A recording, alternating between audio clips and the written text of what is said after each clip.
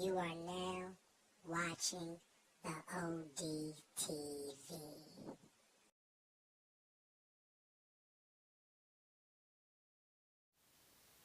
What's good, YouTube? It's your boy Brock Brown, the ODTV. We talking about boxing, people. Beautiful thing, right? All right. I said I was gonna do this, so the PBC versus Dazn. What does that mean? It means a couple things, honestly. It means that things are changing because people's personalities and technology and business and ways to make money is changing. In my last video, I basically said Dazn is like trying to be the Hulu of boxing because Dazn is in a position where ESPN already had a streaming app. ESPN already had their own streaming app. Now Dazn comes over here and they launch a streaming app, right? Now with that streaming app, that means that you don't have to pay $100 for a Canelo fight. But at the same time, their stable of fighters against the field, everybody else, it won't be comparable in the beginning. It just won't be. There's no way you're going to be able to compare in the start of a corporation their roster to a corporation who's been around for 10, 20, 30, 40, whatever years. You can't do that. So in this case, like prime example, let's talk 147, welterweight. Who does Dazn have in a stable at 147 that is a legit contender in a welterweight gauntlet, as I like to call it? Because Keith Thurman, who is my personal favorite PBC fighter, but he is that, a PBC fighter. Then you got, my bad, I was opening the bag, yo. Then you got Errol Spence, who's flying high right now, and everybody feeling Errol Spence. You got Errol Spence, he a PBC fighter. You got Sean Porter. Sean Porter might not be nobody's first or second. Some might not be some people's third pick to take over at 147. But Sean Porter is a name that you got to address in the conversation of 147. Danny Garcia is the type that you got to address when you talk about 147. But why Danny Garcia is behind Sean Porter is because Danny Garcia already lost to Keith Thurman, and he already lost to Sean Porter. Now, I give you my personal opinion on Danny Garcia at 147. It's a compound thing. His father said Danny Garcia is supposed to move up the middleweight. If Danny Garcia had any interest in being in the gauntlet at 147, then why is his father talking about him moving up to middleweight? Then you have Danny Garcia himself. If you lost to Sean Porter and you lost to Keith Thurman and you know PBC rules, or what I like to call PBC rules because I see how the PBC move, and they have their plan, and Danny lost 2 opportunities. One, remember, Keith Thurman's belt was vacated because he got hurt. And the reason I say that is because that means once the door closed on Danny, another one opened up because Keith's belt got vacated.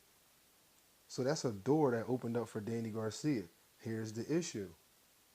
Y'all PBC fighters. Sean Porter a PBC fighter too, so they made it equal opportunity amongst 2 PBC fighters to get Danny Garcia strapped. To get Keith Thurman strapped. So what happens? Sean Porter has to fight Danny Garcia. That's Danny Garcia's second chance at at redemption. Well, his second chance to be great, really. That's the way I would put it. That's his second chance to be great. His first chance was fighting Keith Thurman. That was a chance for Danny Garcia to be great. And then you have a situation where he gets another opportunity and he fights Sean Porter. But it still don't change the fact that the door is closed on Bud Crawford. And what I mean by the door is closed on Bud Crawford, and how does that affect Danny Garcia? If Danny Garcia was really trying to be in the conversation at 147, Danny Garcia will fight Bud Crawford and not Mikey Garcia, because Mikey Garcia don't hold no titles at 147. So that's the way they move. It's like Floyd Mayweather accomplished all the things he accomplished, and to each one of their fighters, you on this plan where it's low risk, high reward, and for some of them it's low risk, low reward. Honestly, for some of the PBC fighters, but the way it's pitched is you're gonna run right through this guy. You're a star. You're a celebrity. We got you. You're gonna be the truth. Wait until you get to the pay-per-view level. And these fighters are okay with that. Now that's on the fighter. I can't blame the corporation for running business the way the corporation chooses to run business. But as far as the fighters go, it just shows how the fighters feel who work for the PBC or what they're contractually obligated to do. It's either one or the other. I can't answer that question.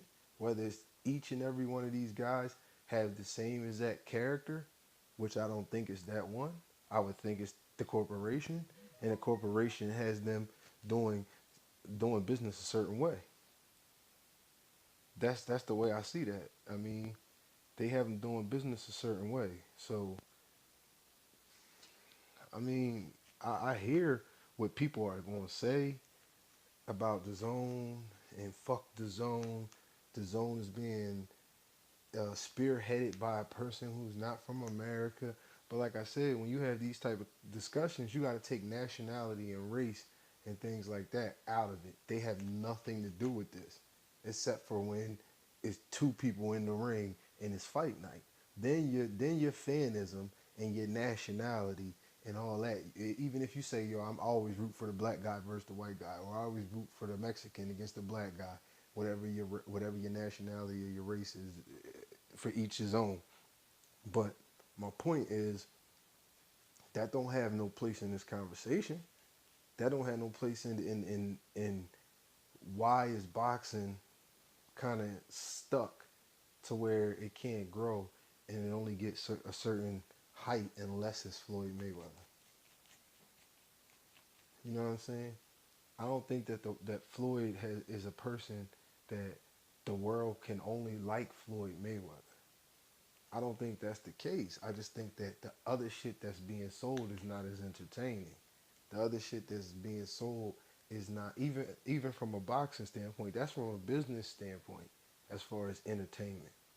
Like I said, the WWE shit, them talking crazy at the press conference, trying to sell the fight. Mike Tyson telling Lennox Lewis, I think he said something like he gonna eat his children or some shit like that. I think Mike Tyson said something crazy to Lennox Lewis like that. Then at the end of the fight, he wiped blood off the man's face and said he's a beautiful fighter. That's what Deontay Wilder was talking about the other night. That's why you'll never see me making a video where I give a fuck about him saying he want to catch a body. I don't care about that. Deontay Wilder can use whatever methods he want to try to sell his fight. That man, come on, man. If you're not gonna crucify Mike Tyson, then don't crucify Deontay Wilder for saying that shit. But my point is, this is the PBC, one corporation, and it's all the same smell.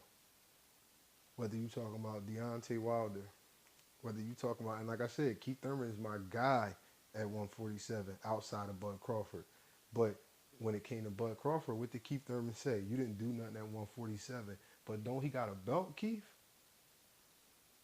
I fuck with Keith Thurman. One time is my dude. Like, I bangs with him. I think 100% Keith Thurman. I like him better than 100% Earl Spence. That's my personal opinion. I think that Errol Spence was about to be the next one at the PBC to get it because they fight amongst themselves. So the PBC is in a situation where they gather talent and then they fight them. They put their own gauntlet on. And then the guy who is the supreme star amongst that, I'm absolutely sure if they had it their way, Bud Crawford would have to climb a ladder. But they can't have Bud Crawford climb that ladder till they know who their king at 147 is. Keith Thurman looked like he was going to be the guy because he had 2 titles. Sean Porter had losses on his record. Danny Garcia lost to Keith Thurman. So at that time, that excluded Keith Thurman and Sean Porter. That excluded Danny Garcia and Sean Porter. Because both, not only did Sean Porter have losses on his record, he lost to Keith Thurman directly. And Danny Garcia did the same. So now we in a situation where 2 of the names at the PBC have been crossed out. And the only thing you had left was Errol Spence. And Keith Thurman gets hurt somehow. I'm not insinuating that Keith Thurman was faking an injury or nothing like that. I ain't saying nothing like that. That's my guy. That's my dude. I got mad confidence in Keith Thurman. But at the same time, he got hurt at the most inopportune fucking time. Because it's supposed to have been him and Errol Spence at that point. So now, shit then got all flipped upside down. Sean Porter got a belt again. So until Errol Spence beat him, he got to go through Errol Spence first. So that's where we at. It ain't even about him and Keith Thurman. But if Sean Porter beat Errol Spence, then you already know Keith Thurman wants Sean Porter, right? I don't got that happening. I like Errol Spence in that fight. I think he beat Sean Porter. But yet and still, that's the situation that's created when you do what the PBC is doing. This is the clusterfuck that gets created, and now Bud Crawford's on hold, but he got a title. And Danny Garcia, who no longer has a title and might be the least relevant of all the PBC fighters today, because he don't have no strap. Thurman, strap. Spence, strap. Porter, strap. Garcia, no strap. So that right there, what is that saying? Danny Garcia should be trying to get a fucking strap. And if they're putting Sean Porter with Errol Spence and they're putting Keith Thurman with Manny Pacquiao, Danny Garcia, where do you go? Mikey Garcia? Oh, because you saying fuck 147, you're going to get this cash grab real quick. Because it ain't like you can beat Mikey Garcia, get a title, and then be back in it. See, I'm talking about the business, the corporation that it is, the PBC. But at the same time, I want you to realize that I'm speaking from my point of view as a boxing fan. I want you to be the one like Jet Li, my man, in every division I care about. Heavyweight, middleweight, welterweight. Those is the 3 divisions I care most about. Light heavyweight is cool. Lightweight is cool. Super middleweight is cool. But like those, you know what I mean? I like where the noise is at. I like the Canelo, the GGG, the Danny Jacobs, the Charlos. Like that, I want all that to happen. I want everybody that I'm speaking about at 147. I want all that to happen and all that to collide and bang. I know it can't all happen overnight. I know everybody can't just be in a perfect world where Danny Garcia about to fight Bud Crawford, Keith Thurman gonna rock with Manny Pacquiao, and Spence fight Porter. And then the winner of Spence and Porter go fight the winner of Thurman Pacquiao. And Bud Crawford loser fight the loser of that fight, of that previous fight. You know what I'm saying? That's what I wish we lived in, that type of world. But because of the dollar amount and the level of the fighter, possible outcome of the fight, now we pick and choose lesser opponents and people who really have nothing to offer except for a good scrap. When we could get somebody who could give you a good scrap and have titles and cachet to their name to where the name is credible to one's legacy. How do we get away from that? How do we get away from Tyson Holyfield? Tyson Lennox Lewis, Holyfield Lennox Lewis, Ali Frazier Ali. Ali Frazier Foreman Ali. How do we get away from that? How do we get away from that? Because of the dollar amount. That's the only logical answer I can come up with. Because we're talking about a multitude of individuals who come out at different times and in different points of the world's timeline. They're born in different ages, but after a certain point, all these guys move the same way. Because Floyd Mayweather laid a blueprint, or was being sold as a blueprint. But again, what's working for Floyd, the thing I would like somebody to dispute, what worked for Floyd and is still working for Floyd, who else have you seen that work for?